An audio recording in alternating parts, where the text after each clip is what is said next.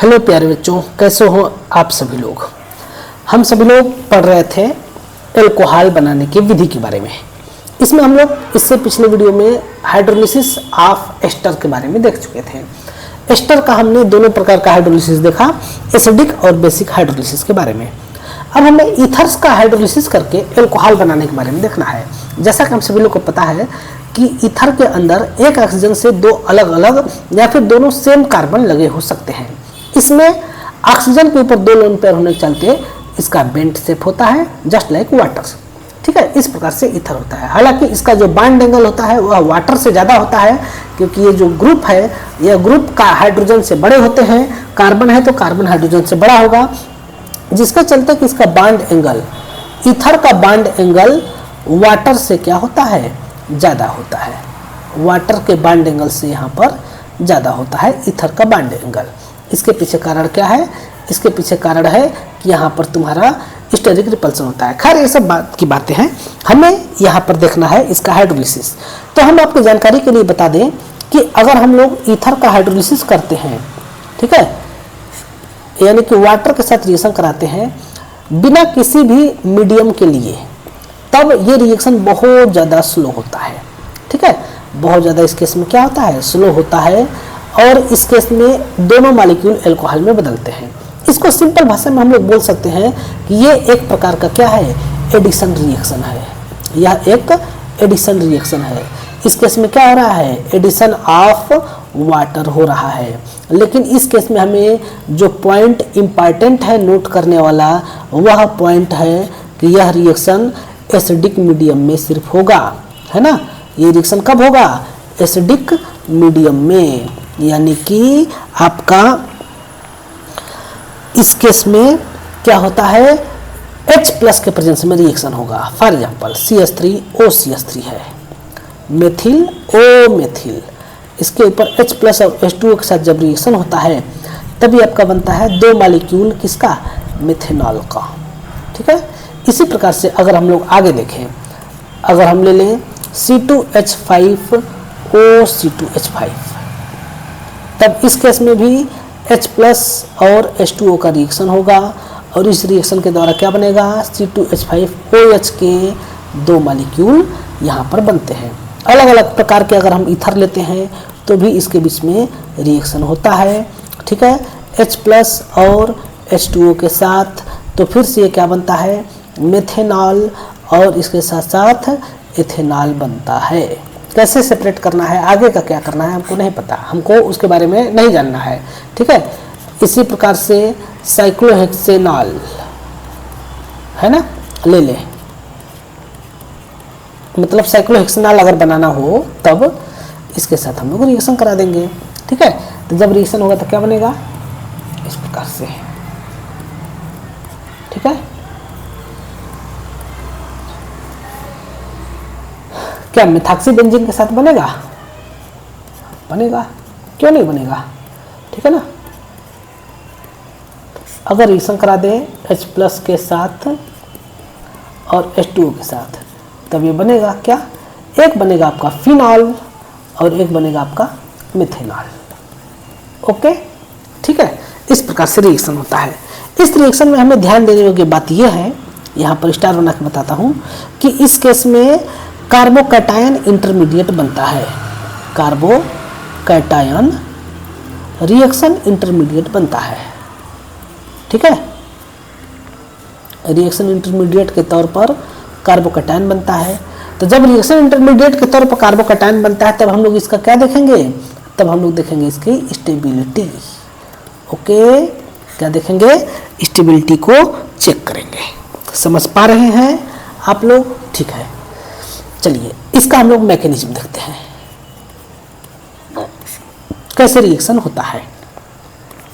एक हमारे पास है ROR, इसके ऊपर सबसे पहले कौन आता है, H+, और H+ आकर के कहाँ अटैक करेगा, H+ आता है और इस ऑक्सीजन के लोन पेयर के ऊपर अटैक करता है। अर्थात ऑक्सीजन का लोन पेयर H+ के पास जाता है और जाकर के क्या बनता है, ROR, यहाँ पर हो जाता है हाइड्रोजन, और इसके ऊपर आ जाता है प्लस चार्ज। जैसे प्लस चार्ज आया तब एक ठो कार्बन हटेगा, और कैसे हटेगा? R+ के रूप में हटेगा, तब ये बन जाएगा ROH एल्कोहल, है ना, और दूसरा बन जाएगा R-+, ठीक है, यानी कि ये बन गया आपका कार्बोकैटायन, कार्बोकैटायन बन जाएगा। अब अगला मॉलिक्यूल आता है किसका? वाटर का, ठीक है। अगला मॉलिक्यूल हम नीचे लिखते हैं। अब अगला मॉलिक्यूल इस कार्बोकैटायन पर आकर के अटैक करेगा। किसका अगला मॉलिक्यूल आएगा? वाटर का, ठीक है। कहाँ अटैक करेगा? तो वो अटैक करता है इस कार्बोकैटायन पर। जैसे इस पर अटैक होगा तो ये क्या बनेगा? ROH, यहाँ पर H, यहाँ पर प्लस चार्ज। अब आप लोग अगर ध्यान से देखिए तो यहाँ से H+ को रिमूव होना पड़ेगा, और जैसे रिमूव होगा तब एक सेकेंड, यहाँ R' है, तब ये R-OH बनेगा, ठीक है ना। इस प्रकार से बन गया। अगर यहाँ पर एक और पॉइंट नोट करने वाला ये है कि अगर दोनों ही कार्बन, अगर इस केस में R=R' है, तब तो कोई भी कार्बोकैटायन बन जाएगा। कोई भी कार्बन क्या बन जाएगा? कार्बोकैटायन के अंदर कन्वर्ट हो जाएगा, है ना। अगर जब हमारा दोनों कार्बन की संख्या अलग अलग है तब स्टेबल कार्बोकैटायन बनाएंगे। जो मॉलिक्यूल के अंदर कार्बोकैटायन स्टेबल होगा वो बनेगा, है ना। स्टेबल कार्बोकैटायन हम यहाँ पर बनाएंगे जब दोनों ही R=R' होगा तब। ओके, देखिए स्टेबल कार्बोकैटायन की तरफ हम ध्यान रखेंगे। For example CH3, CH2, O और CH3 है ना। अब इसमें कौन सा कार्बोकैटायन बनेगा? यहाँ पर बनाएंगे तो मेथाइल कार्बोकैटायन, और यहाँ पर बनेगा एथाइल कार्बोकैटायन। तो हम सभी लोग को पता है एथाइल कार्बोकैटायन ज़्यादा स्टेबल होता है, इसलिए जब H+ यहाँ पर है तो इसके ऊपर जब अटैक होता है ऑक्सीजन का लोन पेयर का, तो इस प्रकार से अटैक हो जाएगा। और अटैक होने के बाद देखिए क्या बनेगा? CH3, CH2 और OCH3, यहाँ पर हो जाता है H+ और यहाँ प्लस चार्ज। अब देखिए यहाँ पर दो कंडीशन जनरेट होती है। पहला कंडीशन, पहले दोनों इलेक्ट्रॉनों को दिखाते हैं। पहला कंडीशन है A नंबर, है ना, कि पहला कंडीशन है कि यहाँ से आपका ये चीज़ बाहर निकले, A नंबर। तब इस केस में क्या बनेगा? तब इस केस में आपका बनता है, ज़्यादा ऊपर चला गया, ये बनता है आपका CH3, CH2, OH plus CH3 plus बनता है मेथाइल कार्बोकैटायन, ठीक है। अब बनाते हैं B नंबर। B नंबर में क्या हो जाएगा कि ये इस प्रकार से बाहर निकल जाए, तब इस केस में बनता है आपका CH3, यह है आपका A और यह है आपका B। तब ये बनता है आपका CH3OH और CH3 CH2 प्लस। इस केस में अगर हम लोग ध्यान से देखें तब ये वाला क्या है? ज़्यादा स्टेबल है, मोर स्टेबल कार्बोकैटायन है, और ये वाला आपका लेस स्टेबल है, ठीक है। प्रोडक्ट तो सेम बन रहा है लेकिन पाथ ये वाला फॉलो होगा, B वाला पाथ आपका फॉलो होगा।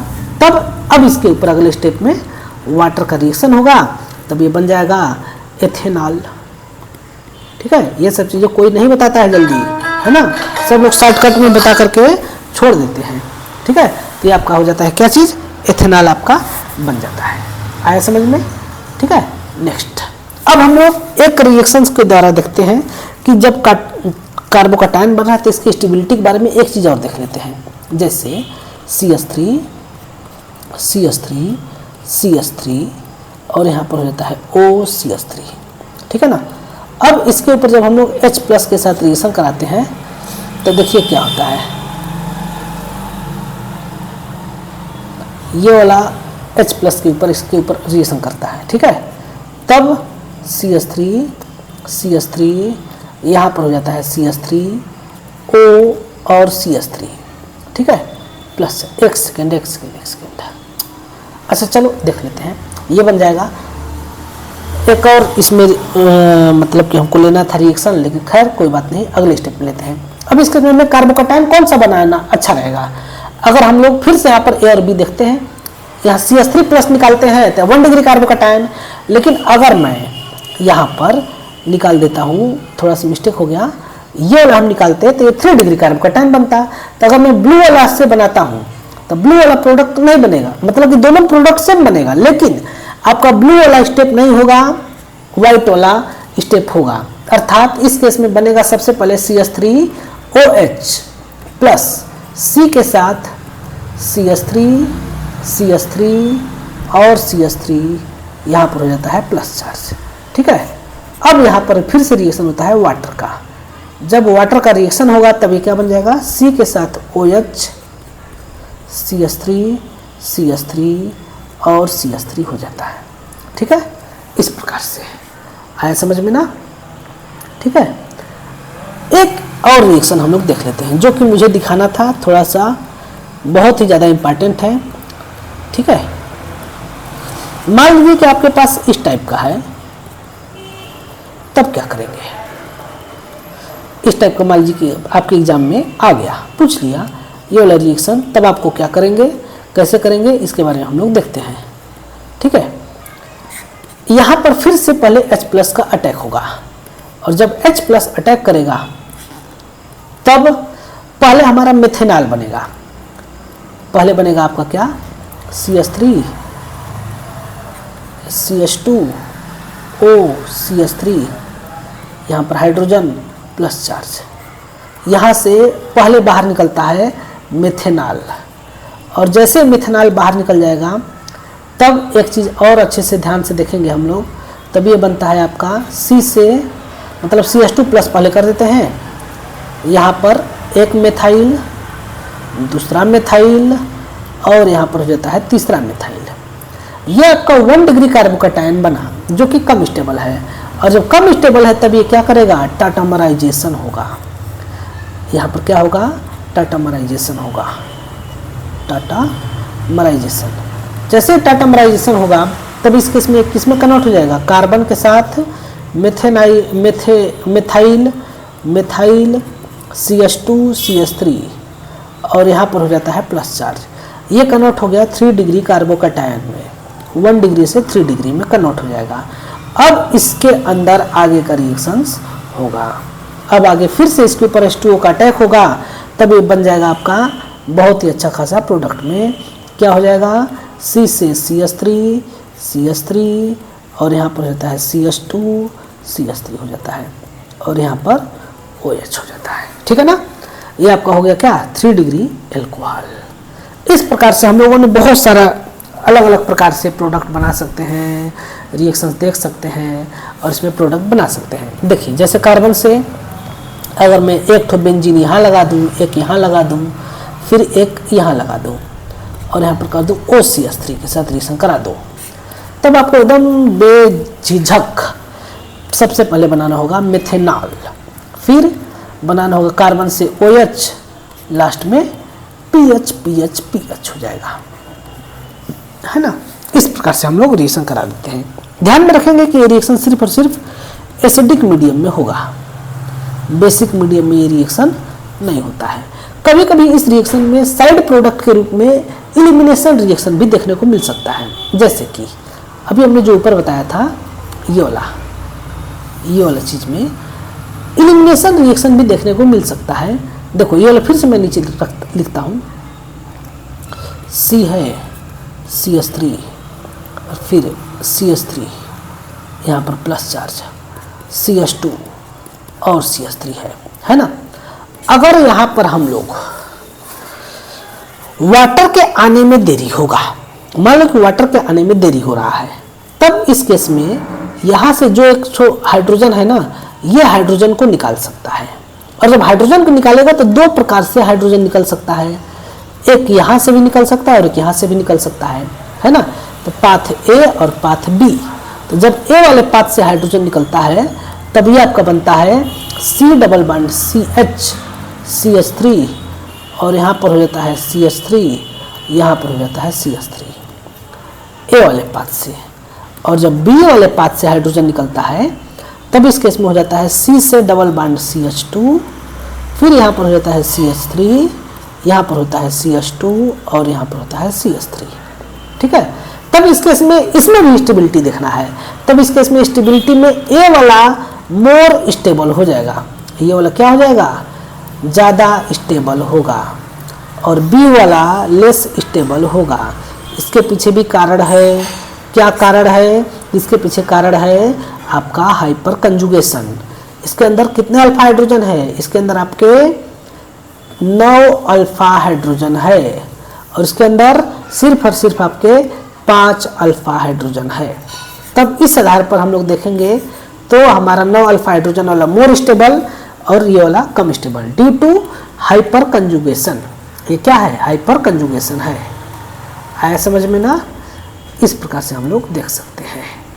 ओके, ठीक है। तो ये था आपका, हालांकि ये दोनों प्रोडक्ट सबसे कम बनेंगे, सबसे ज़्यादा बनेगा आपका एल्कोहल, है ना, एल्कोहल, फिर बनेगा आपका ये वाला प्रोडक्ट यानी कि आपका सब्स्टिट्यूटेड एल्कीन बनेगा, और फिर आपका बी वाला, ए वाला सबसे ज़्यादा, फिर बी वाला, ठीक है। इस प्रकार से इसमें रिएक्शन होते हैं, ठीक है। तो आज के लिए इतना ही, अगले वीडियो में हम लोग खूब विस्तार से और आगे की चर्चा करेंगे।